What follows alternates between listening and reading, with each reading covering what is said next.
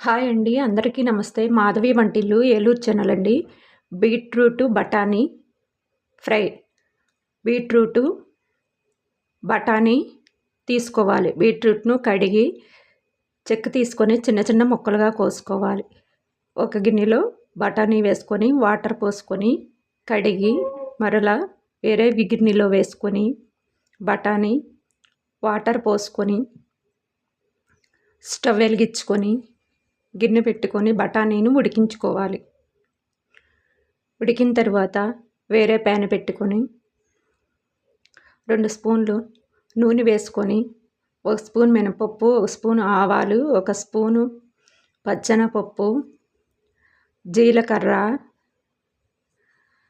కరేపాకు, ఎండుమిరగాయలు వేసుకొని తాలింపు వేగిన తరువాత బీట్రూట్ ముక్కలను వేసుకొని వేయించుకోవాలి.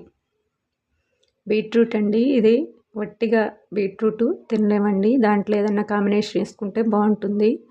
ఉడికించి పెట్టుకున్న బఠానీని వేసుకోవాలి. వేసుకొని వేయించుకోవాలి.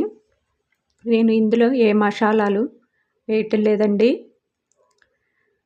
వేగిన తర్వాత 1 స్పూన్ సాల్టు, 2 స్పూన్లు కారము, చిన్న స్పూను పసుపు వేసుకొని వేయించుకోవాలి. వేగిన తర్వాత స్టవ్ ఆఫ్ చేసుకోవాలండి. బీట్రూటు బఠానీ అండి, ఇది బీట్రూట్ బ్లడ్ కూడా పడుతుంది.